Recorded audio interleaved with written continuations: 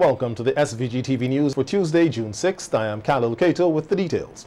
St. Vincent and the Grenadines and 12 other countries have been added to Canada's Electronic Travel Authorization ETA program.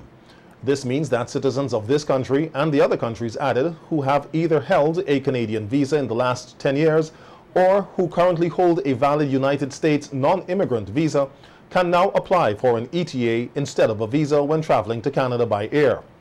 The announcement was made today by Canada's Minister of Immigration, Refugees and Citizenship, Sean Fraser, who said the new approach for known travelers to Canada will help to facilitate more travel, tourism and international business between the various countries and help strengthen people-to-people and cultural ties. In the interest of encouraging more tourism in Canada, as well as attracting those who are coming for work or study purposes, we've been working very hard to make the pre-travel screening process easier. Make it faster and make it more affordable for folks as well, so we can ensure that everyone around the world has an opportunity to come and experience Canada. Today, I'm so pleased to share that our government's going to be expanding access to the Electronic Travel Authorization Program, giving more people around the world access to visa-free travel to Canada by air. The Electronic Travel Authorization, or the ETA as we call it, is a fancy way of saying it's a digital travel document that most visa-exempt travelers can use to fly into Canada or transit through Canada for up to 6 months. This program allows Canadian officials to conduct very light-touch pre-travel screening for eligible air travelers. It only costs $7 to apply, and most applications are approved automatically within a few minutes. An ETA is valid for up to 5 years or until the user's passport expires, whichever comes first. For electronic travel authorizations and the program requirements, we refer to people as a known traveler. This is somebody who's held a Canadian visa in the last 10 years or who holds a current United States visa. They're known to our immigration system because they've already been successfully screened by Canada or the United States, our trusted partner. And this program is going to provide expedited travel for many people. And it's important to note that it was designed for, and it applies to those who come by air. The Canadian government minister said with the expanded program through the use of digital information, they are confident that the known travelers will satisfy the visa process in Canada. This means that more people are going to show up and participate in the tourism economy. This means that more families will be able to be reunited at a more cost-effective way and far more quickly. And it means that the current work that we're doing within our department to process millions of applications every year is going to be dramatically reduced for people who've been here and continue to take part in repeat travel. I want to reiterate that there's many of these benefits that we've actually can demonstrate with the data because we tried a pilot program with a few countries previously. Notably, when we expanded this program to Brazil, we saw extraordinary benefits in terms of the uptick in visitors to Canada. A nearly 40% increase in those who came through from Brazil through this program starting in 2017.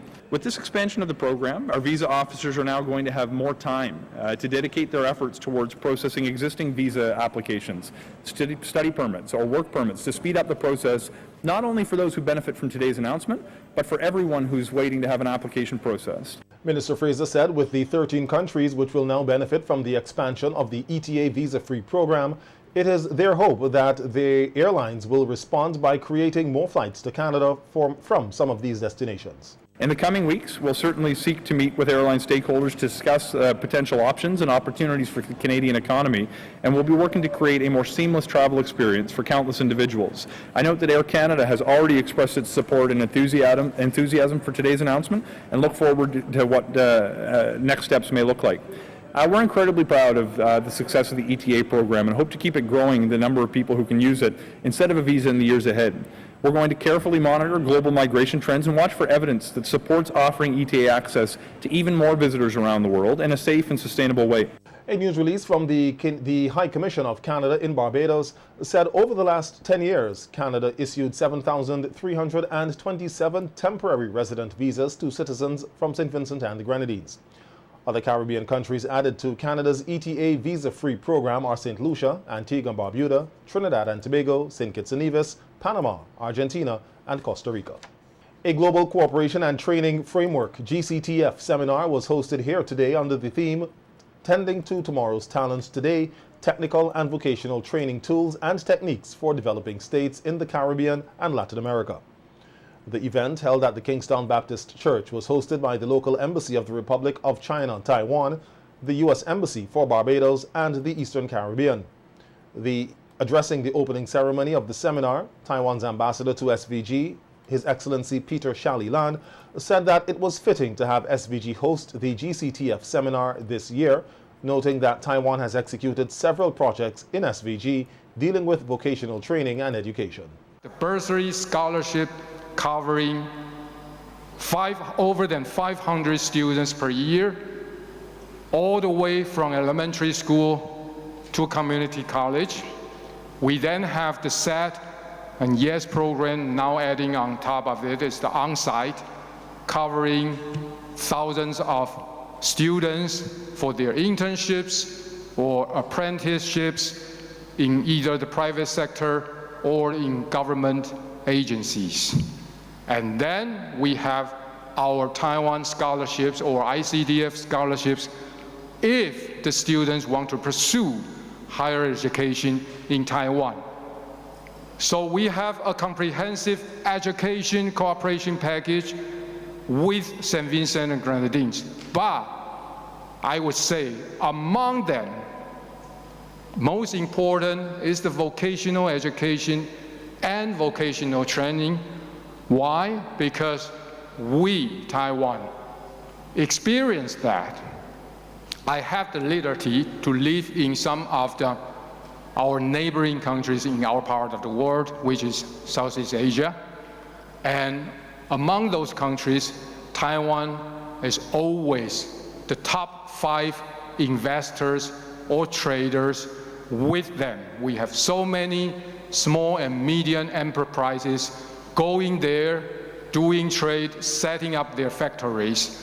But when you look at the background of those small business owners, most of them went through vocational training or vocational education. Stressing the importance of vocational training and education, Ambassador Lan says he believes that only through education can the next generation of entrepreneurs be built. You can see that I believe that only through education we will be able to build our next generation entrepreneurs. You have to go through the vocational training, get that skill, and then do trade business with others.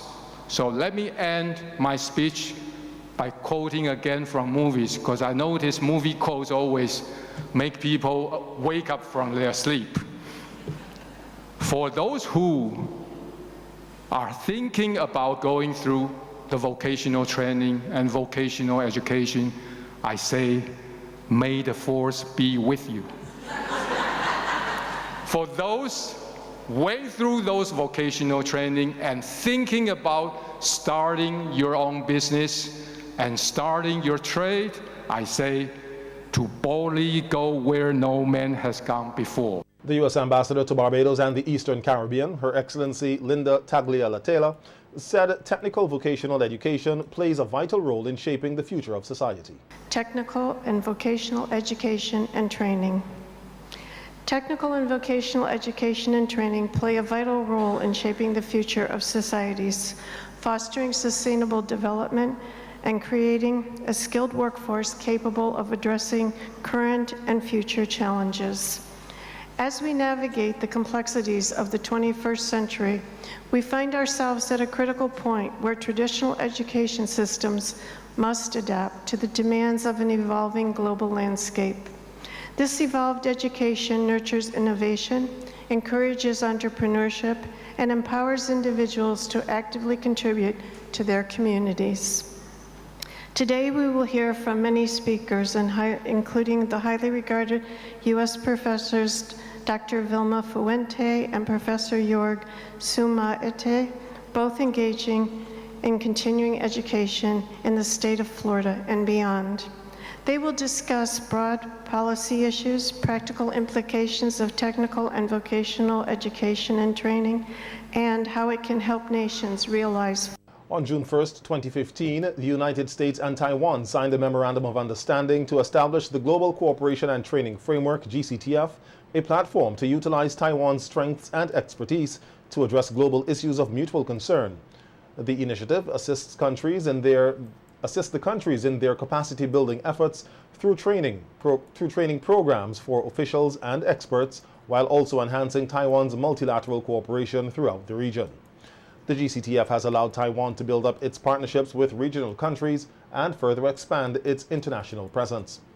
Over the past 8 years, the GCTF has held 57 international workshops on such topics as public health, law enforcement cooperation, women's empowerment, energy efficiency, e-commerce, cybersecurity, humanitarian assistance, disaster relief, and media literacy.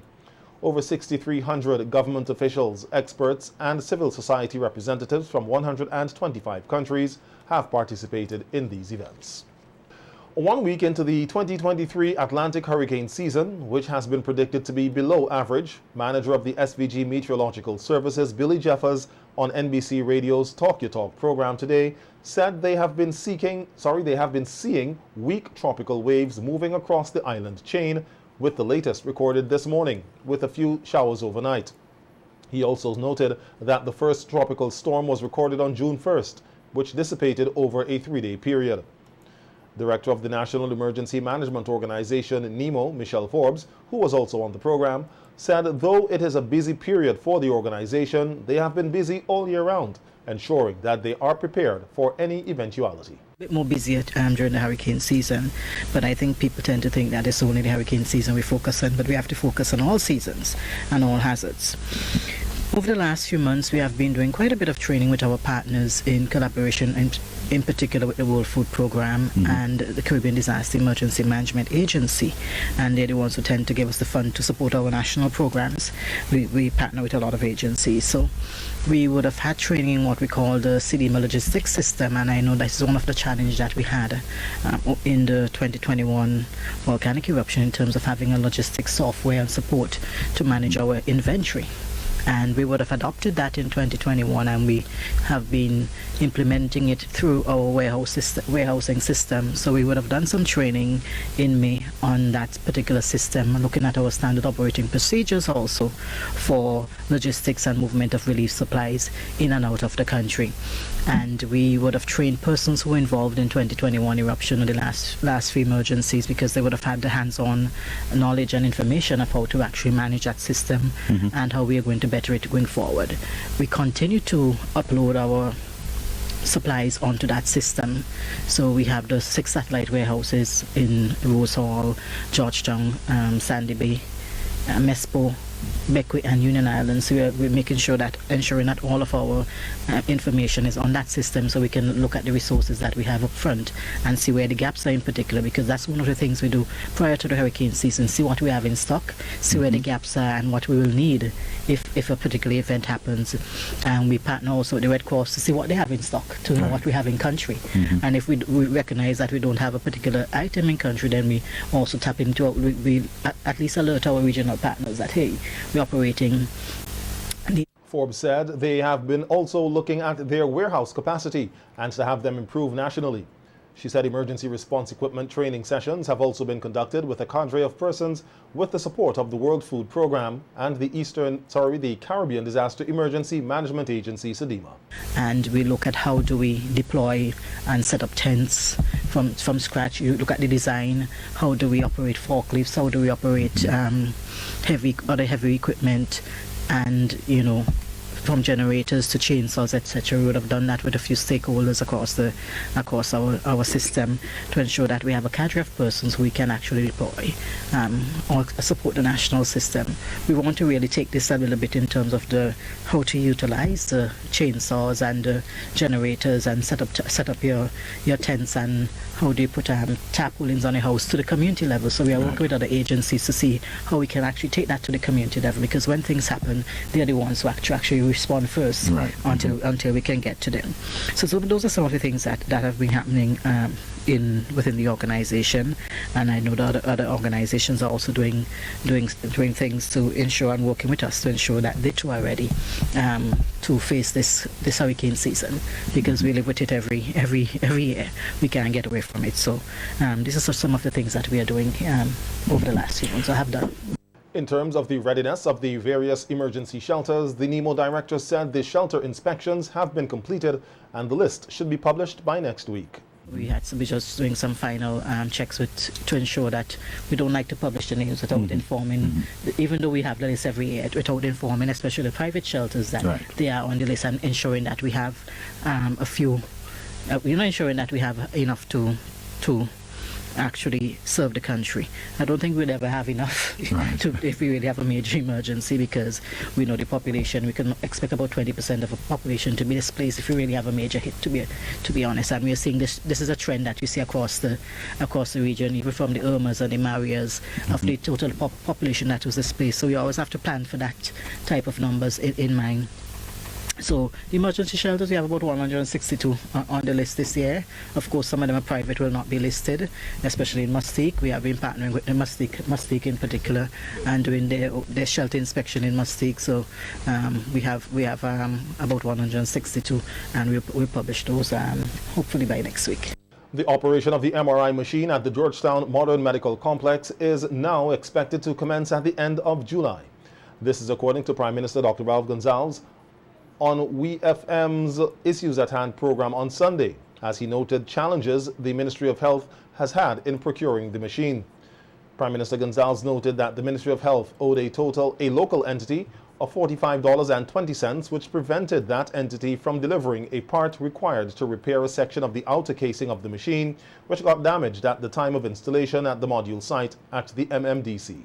There were some Polish people here, 2 of them, who were sent by the suppliers to do the installation. And when the MRI was going out, part of the outer casing, not the MRI machine itself, one of the branches hit, and there were some repair materials just to repair. Would you believe that the suppliers sent these things by express mail? And I wouldn't want to call the name of the entity which received here the express mail for delivery to the Ministry of Health.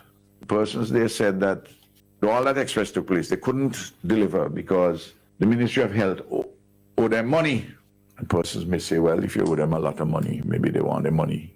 The money owed us $45.20. It was held, and it took, of course, when they told them that by that time, the next day, the Polish people were leaving, so the Ministry of Health paid the money, so they left, but somebody else will do it. Will do this. It's a small repair, a small thing. I just want to, I'm not calling anybody's name or any entity's name, I'm just saying through the particular entity. So when I talked to you earlier about people don't take into consideration all what happens, and context and everything like that, I know that will shock people, $45.20. If I'd known about it, I would have just sent a personal check for, at the time, $45.20. But of course, they don't want to involve Ralph could you imagine that? Prime Minister Gonsalves said built into the MRI procurement is a maintenance contract for 5 years and several other protocols to keep the MRI machine safe. Then it would be subject to renewal. They'll be doing a lot of public sensitization, all the protocols. For instance, there's an area of the park in the area, they will close off an area of the park in Georgetown, which is close to the MRI, beyond which you wouldn't be able to park. And several other protocols. They have some finishings to do here and there. Then the issue of fees for the MRI, they're contacting other colleagues in the region so we can see some comparable numbers as to where we should pitch those. The CT scan, some of the technical people looking at the CT scan machine up there to see if we could also get it operational, in addition to the MRI. About Modern Medical? At Modern Medical, yes. Down to this morning, I spoke to the head of BRAGSA. There are some leaks in other parts of the Modern Medical arising from now, showing up from the software time now. They have cleaned, and some were plugged before, and those are still to be done. The Prime Minister further outlined some positions that will be available when the MRI machine becomes operational in July. So to Mrs. Bascom, who is a senior member of the Ministry of Health team, Donna Bascom, and with 4 Cuban professionals, and the gentleman who is the person who is procuring a Spanish gentleman from Barcelona, who is the person who is doing the procuring for the MRI and all the other stuff. And what I was advised that the actual operation will be towards the end of July of this year. There's helium in the machine, but additional helium has to come in on the 25th to top up in the MRI, and that requires time for completion. They're awaiting also operational tools, awaiting specialized tools to operate the MRI machine. They're coming in also on the 25th of this month. In fact, I spoke to the Director General of Finance and Planning from there, because there's about the release of an additional radiologist position. And I spoke to the Cuban ambassador. A second radiographer has been identified, because we need to have redundancy, you see, because somebody's going on leave, somebody gets sick, you know. Corporal of Police Alia Stapleton says there is a substantial amount of children who have social media accounts that parents are not aware of, as parents need to safeguard their children from becoming victims of predators who use social media as a hub. Corporal Stapleton, who is attached to the IT department of the RSVG Police Force, and Child Protection Officer Camille McIntosh were discussing the issue of child abuse, who is mostly at risk and why, on the Police on the Beat program on NBC Radio yesterday. To monitor your child, to supervise what they're doing using these devices, you understand, and even to set an example for them. You understand, you're opening the door for a lot of issues. So what we do find in St. Vincent, right, what the issue that we find at the IT department right now is that we have a large amount of kids that has even accounts and certain activities online that the parents don't know about. You understand? And you might say, all right, then I can't know everything that my child is doing. But if I can't trust my child to go around the fire, you understand, I'm not going to send him to the stove. If I don't trust you with a mobile device, I'm not going to give you one. You understand? And we find people giving these devices to kids that they can't use themselves. That is true. You understand? So we want to leave the children at home alone. We want to leave them with, relatives or friends or somebody else who they themselves don't even look in on the children. So the children are left up to their own devices. Exactly. And and as he said, you put a device in their hand, leave them to watch whatever. You don't know how the device works. You don't know that they are on Facebook or Instagram or whatever it is, and they're talking to whomever, and you don't know what they're planning to do. Sometimes you don't even know, as teenagers, parents don't even know where the children are gone. They're not aware of who their friends are, and who they hang out with, and who they're with, and what they're doing, what activities that they're doing. And you're just leaving yourself open and leaving the children open to being abused that way. Corporal Stapleton explained that there are laws in place in SVG under the Cybercrime Act to regulate how and what people are allowed to post on social media. Your actions online, whether it be posting or saying something, those are actions. And those laws fall under the Cybercrime Act of 2016. So you might be asking, what is the Cybercrime Act of 2016? And this is basically the government of St. Vincent and the Grenadines legislative response to mitigate against defined illegal acts that are either facilitated through the use of, accessed through the use of, or transmitted through the use of information technology. When we talk about information technology here, we are talking about anything that encompasses a vast array of technology, to include storage devices, mobile phones, computer systems, and virtual platforms. So on the aspect of child abuse, which we are speaking about here, we at the Information Technology and Digital Forensic Department understands that although ignorance to the law is no excuse, persons are either ignorant to what the legislation stipulates, and they are reckless to whether the legislation stipulations are in place or not. You understand? So the law, this law has been enacted in 2016, and there are persons that will tell you that they don't know of the act, or for persons who know of the act, they don't abide by it. They have never taken the opportunity to go and read it. How weight affects a person's physical and mental health was discussed yesterday on the Wholeness and Wellness program on NBC Radio, in which senior nutritionist and dietitian Dr. Catherine Connell-Manuel defined what it means to be overweight versus obese. Overweight, we're talking about a condition where a person is carrying a bit more weight than is what is expected as normal or healthy for that individual's height. And so it may be, the weight is not necessarily fat. It could be overweight, muscle, right? Bone structure, it's some fat, but not an excessive amount of fat. On the other hand, obesity is an accumulation of excessive fat in the body. It is a chronic disease, just as we have diabetes as a chronic disease and heart disease as a chronic disease. Obesity is a chronic disease. Yes. And so therefore, again, it is a chronic disease that is characterized by an accumulation of excessive fat in the body and associated with several other health conditions.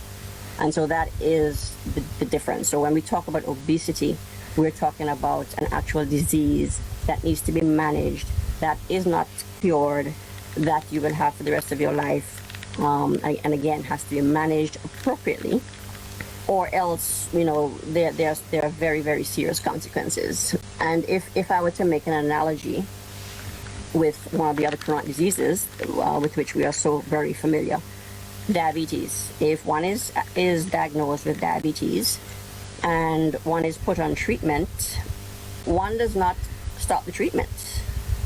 Or else, if you do stop, what happens? Diabetes gets worse, and it can unfortunately lead to death very quickly. Noting that proper nutrition can improve a person's overall health, the senior nutritionist and dietitian encouraged persons to use B vitamins, which would supply the body with adequate nutrients. Talk about mental health. It's really in terms of nutrition, it's really the combination of these various nutrients that the body relies on. Now, if I were to pick one particular subset of nutrients, it would of course be the B vitamins, just only because of their role as neurotransmitters, number one, and as in terms of their relationship with nervous cells and formation of cells and those kind of things. But the problem that arises when we begin to talk about individual nutrients is that of toxicity. Now, the B vitamins, you wouldn't have that problem because they're water soluble and they get flushed out of the system. But we don't want folks going and trying to sort of self-medicate and, overdose on certain vitamins, vitamin C, for example. And so what we recommend in that case is to have that balanced diet and eating that rainbow. And so in so doing, we're ensuring that we're getting the correct balance of nutrients from all different types of foods.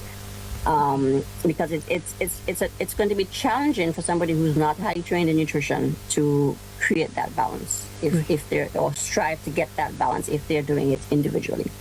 But with regard to mental health in particular, if I were to choose one subset of nutrients, it would be the B vitamins, just because of they're integrally associated with the nervous system. All right. Last week, the Ministry of Health, Wellness and the Environment staged Nutrition Awareness Week, which involved a series of activities regarding food, nutrition, and quality of food intake. The week of activities focused on the theme, Read Your Labels, Put Healthy Foods on Your Table.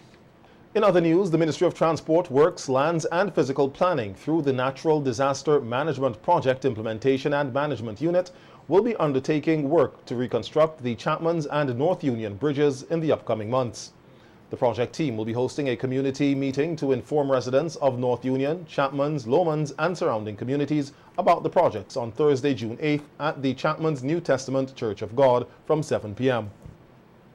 A news release said residents are asked to make an effort to attend, as members of the project team will be on hand to address questions and concerns. Parliamentary Representative Saboto Caesar is also expected to be in attendance to discuss this project and other matters.